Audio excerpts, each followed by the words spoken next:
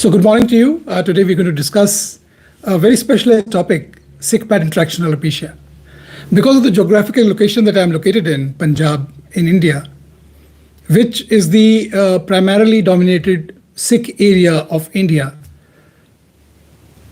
a large number of cases that I receive nowadays, not only from India, but also from abroad, because this is one of the largest expat community, Indian community in the Western world, in North America, that is Canada, that is USA, England, many parts of Europe, and also sizable areas in Melbourne, Sydney, Brisbane, Adelaide, and New Zealand, where in Auckland, Christchurch, we have a large Sikh community. So this is a burning topic when Sikh patients develop hair loss. This is a very specialized topic. It is not a topic for people who are hair loss sufferers, because in them the hair loss mechanism, the etiopathogenesis, is genetic, whereas in this case of Sikh pattern traction alopecia, it is purely mechanical. And how does Sikh pattern traction alopecia happen? Sikhs, by virtue of their religion, are committed, practicing Sikhs, are committed to keeping long hair and tied tightly in a bun on the top, which is done since childhood, ever since they are even 1 year of age. So there's a constant pull because this bun is quite tight, and because children are quite naughty and children play around, and since it is long hair, it has to be tidily tied up as a top knot. So what mothers do is, mothers usually unknowingly wet the kid's hair a bit and then tie a tight bun and secure it with pins so that it doesn't fall off. So it saves them the trouble of tying the top knot again and again and again. Not knowing that when this hair dries up, there is a pull which is exerted by the juda or the top knot on all the areas where the hair are, and the most of the pull is felt at the periphery. It's just like a tent. In a tent, when you tie the ropes, tight ropes, the furthest rope is the most tight. So in this, consider the hair as tight ropes, and the furthest ropes will be on the temple points and will be in the so-called donor area, the back of the head, and also along the hairline. The center point will not feel the impact as much as these furthest peripheral points of the tight ropes feel.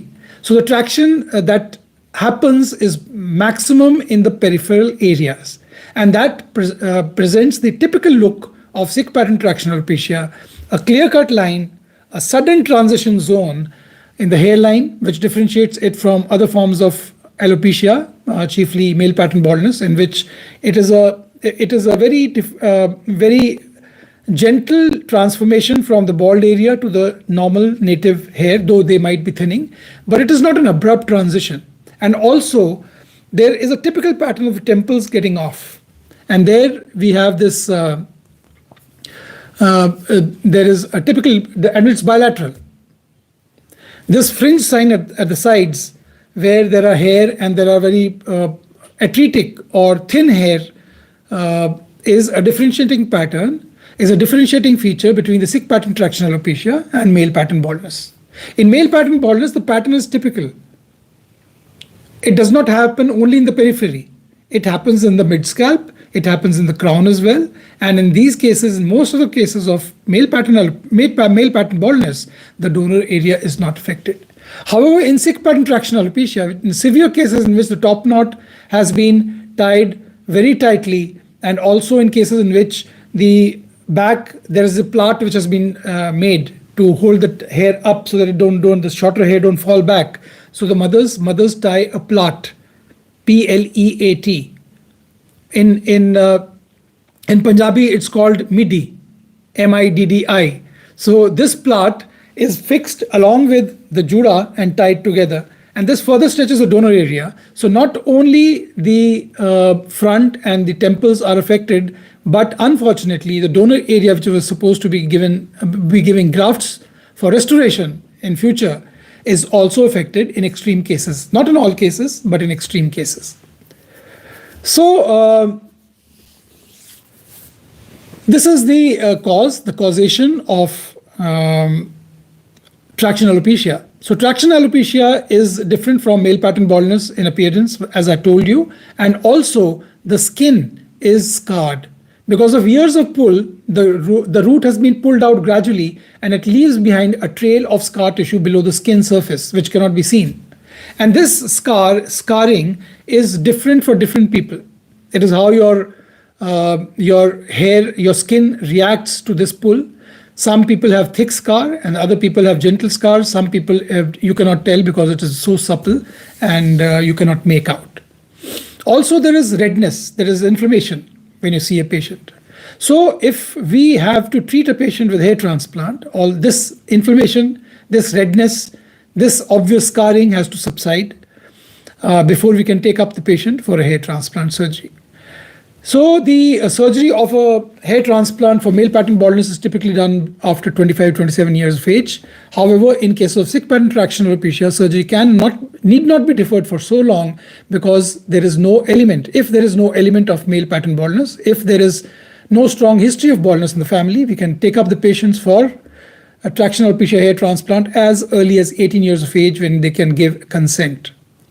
This traction alopecia happens most commonly in 99% of the cases in males, but a small majority of females also who have been tying a top knot, who are strict adherents of the tenets of Sikhism, who wear a tight top knot, will also have Sikh pattern traction alopecia. And I have done several videos on this topic, and you can see the link, the playlist above, which I will add after the live session is over.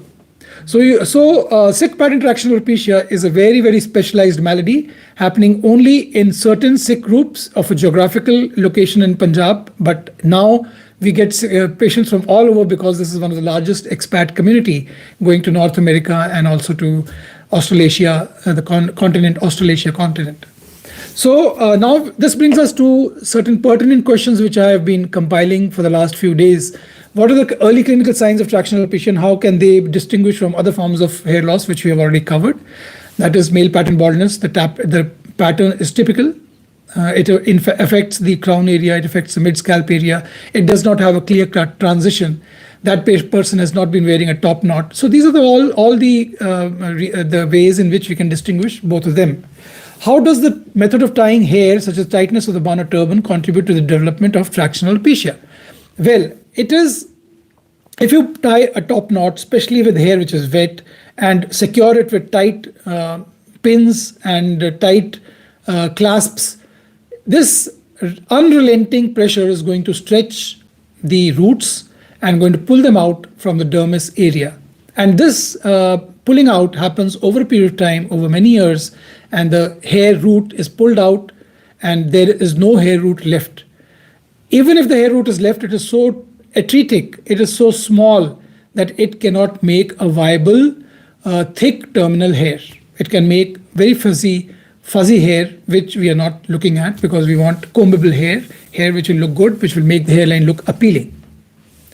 So are there specific turban tying techniques or styles that can minimize tension on the hair follicles? See, this procedure, is a misnomer. It is not a turban alopecia. It is not because of turban. It is because of the top knot which is tied under the turban. The turban merely covers the head without pulling the hair. Unless, of course, the turban has been tied in such a manner that it involves pulling out the hair as well. But that is not usually the case. And it is a misnomer, misleading that it is a turban alopecia. It is not turban alopecia. It is a top knot alopecia because of tying a top knot tightly during childhood, early childhood. So the best ways to prevent development of traction alopecia is for mothers to tie the top knot loosely, not too tight. This is the only way that you can prevent the hairline from getting ravaged and the child blaming you in later years that he doesn't have a hairline anymore. There's no hairline. So what are the non-surgical treatment options available for early stage traction alopecia? Yes, as in male pattern baldness, you can apply minoxidil, but it has to be the early stages only. And most of the hair may recover, but some will not recover. But when all the hair have gone off, then there is smooth baldness. There is no way you can manage traction alopecia by using medical means. Only hair transplant is the only answer. Or you can go bald completely, shave off your head. At what point should surgical interventions like hair transplant be considered for patients with traction alopecia? Whenever the patient feels the necessity. And secondly, at the age after 18 years of age, after assessing the patient whether he does not have a strong family history. But if he has a strong family history and there are signs of thinning in the other areas, it is pertinent to wait, as in male pattern baldness, till 25 to 27 years of age, when his hairline, his pattern of baldness becomes more obvious, and we can make a plan for future as well. How can patients balance religious practices with medical advice to prevent or manage traction alopecia effectively? This is a tricky question because, practicing Sikhs do not like to shave the head, do not like to trim the hair during the procedure. So this becomes there's a lot of problem here, because if you do not do that, that high density plantation along the hairline cannot be done, because we will not be able to have so many grafts. There is long hair transplantation available, but that will not allow us to do a procedure. Our hands will be tied. It will not allow us to do the procedure so properly. And there is no guarantee that hair will not be cut in long hair transplant cases also. There will be about 5-10%, 10% hair which will be cut. So if you are a strict adherent of the Sikh tenets, then hair transplant may not be for you. Then in that case, you can have, if you're a female, you can wear frontal bangs. And if you're a male, you can use a hair piece. So, or continue to hide that hairline using a turban. That is the best way out.